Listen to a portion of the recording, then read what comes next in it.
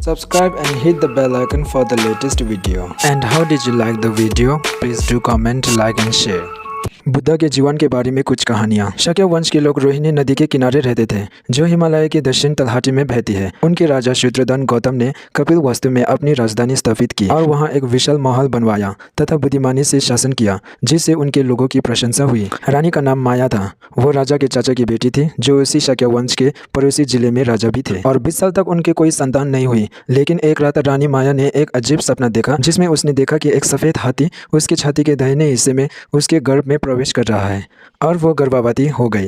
राजा और लोग सही बच्चे के जन्म के प्रतीक्षा कर रहे थे। अपने रीति रिवाज के अनुसार रानी जन्म के लिए अपने माता पिता के घर लौटी और रास्ते में सुंदर वसंत की धूप में उसने लुम्बिनी उद्यान में विश्राम किया। उसके चारों ओर अशोक के फूल खिले हुए थे। प्रसन्नता में उसने अपनी दाहिने भुजा को एक शाखा तोड़ने के लिए आगे बढ़ाया और जैसे ही उसने ऐसा किया, एक राजकुमार का जन्म हुआ। सभी ने रानी और उसके राज से बच्चे की महिमा पर अपनी हार्दिक प्रसन्नता व्यक्त किया। स्वर्ग और पृथ्वी ने अनंत मनाया। ये यादगार दिन अप्रैल का 8वां दिन था। राजा की खुशी चरम पर था और उसने बच्चा का नाम सिद्धार्थ रखा, जिसका अर्थ है हर इच्छा पूरी होना। हालांकि राजा के महल में खुशी के बाद जल्दी ही दुख आ गया, क्योंकि कई दिनों के बाद प्यारी रानी माया की अचानक मृत्यु हो गई।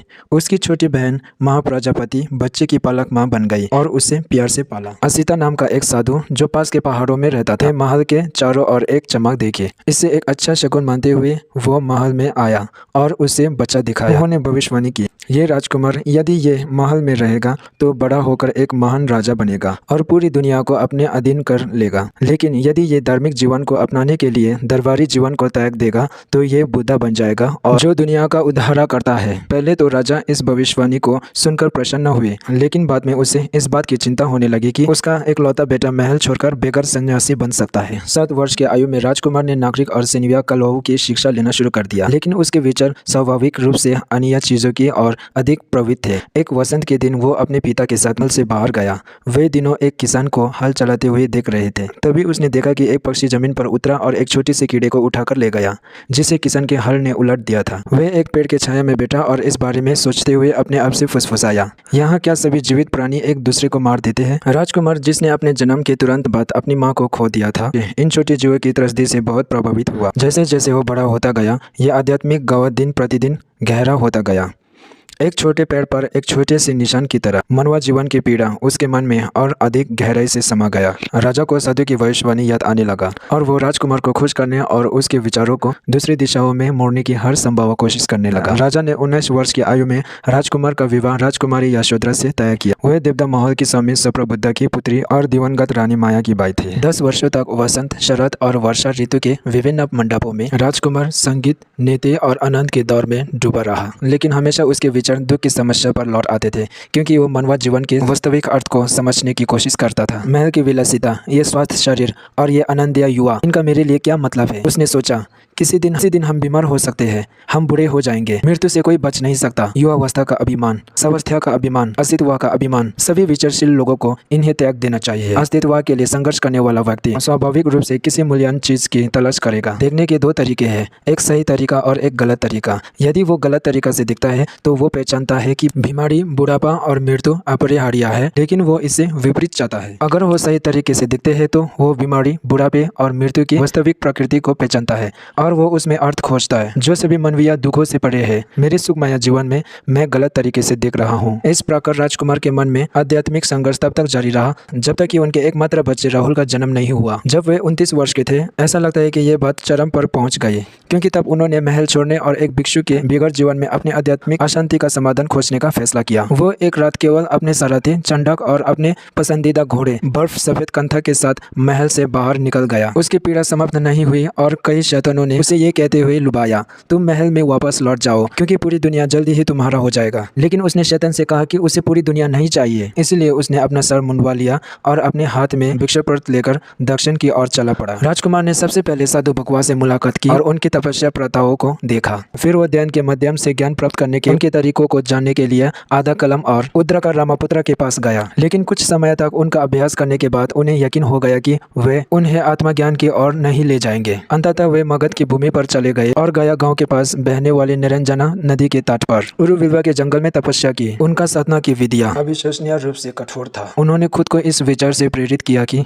अतीत में किसी भी तपस्वी ने, वर्तमान में किसी भी तपस्वी ने और भविष्य में किसी भी तपस्वी ने मुझे अधिक गंभीरता से साधना नहीं की है या कभी नहीं करेगा। फिर भी राजकुमार अपने लक्ष्यों को प्राप्त नहीं कर सका। जंगल में 6 साल रहने के बाद उसने तप की साधना छोड़ दी। वो नदी में स्नान करने गया और पड़ोसी गांव में रहने वाली सुजाता नामक युवती के हाथ से दूध का कटोरा स्वीकार किया। राजकुमार के साधना के 6 वर्षों के दौरान उसके साथ रहने वाले 5 साथी हैरान रह गए कि उसे एक युवती के हाथ से दूध मिलना चाहिए। उन्होंने उसे नीच समझा और उसे छोड़ दिया। इस प्रकार राजकुमार अकेला रह गया। वह अभी भी कमजोर था, लेकिन अपने जान गंवाने की जोखिम पर उसने एक बार फिर ध्यान लगाने की कोशिश की। खुद से कहा, रक्त समाप्त हो सकता है, मांस सड़ सकता है, हड्डियां टूट सकता है, लेकिन मैं तब तक इस जगह को नहीं छोड़ूंगा जब तक मुझे आत्मज्ञान का रास्ता नहीं मिल जाता।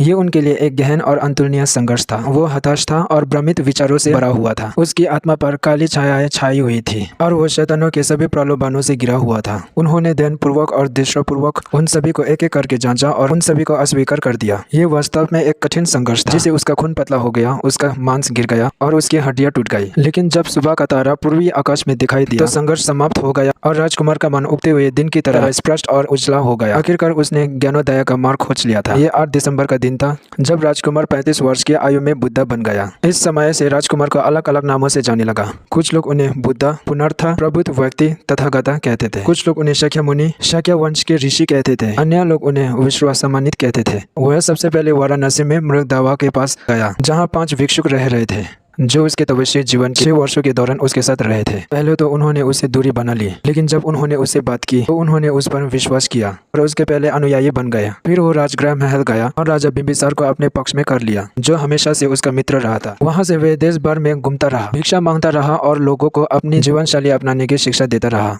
लोगों ने उनका उसी तरह स्वागत किया जैसे पैसे लोग पानी और भूखे लोग भोजन की तलाश करते हैं। 2 महान शीर्ष सरिपुत्र और मदगलियन और उनके 2000 अनुयायी उनके पास आए। पहले तो बुद्धा के पिता राजा शत्रुघ्न, जो अपने बेटे के महल छोड़ने के फैसले के कारण अभी भी आंतरिक रूप से पीड़ित थे, अलग थलग रहे, लेकिन फिर उनके वफादार शिष्य बन गए। महाप्रजापति बुद्धा की सौतेली माँ और राजकुमारी यशोधरा उनकी पत्नी और शाक्य वंश के सभी सदस्य उनका अनुसरण करने लगे। बहुत से अन्य लोग भी उनके समर्पित और वफादार अनुयायी बन गया। बुद्धा 45 वर्ष तक देश भर में घूम घूम कर लोगों को अपने जीवन के तरीके का पालन करने के लिए प्रेरित करते रहे। लेकिन जब वे 80 वर्ष के थे, वैशाली में और राजगृह से श्रावस्ती जाते समय वे बीमार हो गए और उन्होंने भविष्यवाणी की कि 3 महीने बाद वे निर्वाण में प्रवेश करेंगे। फिर भी वे पवा पहुंचने तक यात्रा करते रहे, जहाँ वे चंडा नामक एक लोहार द्वारा दिए गए कुछ भोजन से गंभीर रूप से बीमार पड़ गए। अंततः बहुत पीड़ा और कमजोरी के बावजूद वे कुशीनगर की सीमा से लगे जंगल में पहुंच गए। 2 बड़े शाल वृक्षों के बीच लेटे हुए वे अपने अंतिम क्षण तक अपने शिष्यों को शिक्षा देते रहे। इस प्रकार दुनिया के सबसे महान शिक्षा के रूप में अपना कार्य पूरा करने के बाद वे पूर्ण शांति में चले गए। बुद्ध के प्रिय शिष्य अनंत के मार्गदर्शन में कुशीनगर में उनके मित्र द्वारा उनके शरीर का अंतिम संस्कार किया गया। राजा अजातशत्रु के साथ साथ 7 पड़ोसी शासकों ने मांग की कि अवशेषों को उनके बीच बांटा जाए। कुशीनगर के लोगों ने पहले तो इनकार कर दिया और विवाद युद्ध में समाप्त होने की धमकी भी दी, लेकिन द्रोण नामक एक बुद्धिमान व्यक्ति की सलाह पर संकट टल गया और अवशेषों को 8 महान देशों में विभाजित कर दिया गया। अंतिम संस्कार की चिता की राख और अवशेषों को रखने वाले मिट्टी के बर्तन को भी 2 अन्य शासकों को दिया गया ताकि उन्हें भी सम्मानित किया जा सके। इस प्रकार बुद्धा की याद में 10 महान मीनारें बनाई गई ताकि उनके अवशेषों और राख को रखा जा सके। अगर आप इनके दर्शन करना चाहते हैं तो यूपी जिले के शहर पर आपको देखने को मिलेगा। बुद्धा की कहानी के अंत यहीं तक था। फिर मिलते हैं अगले वीडियो में नया कहानी के साथ।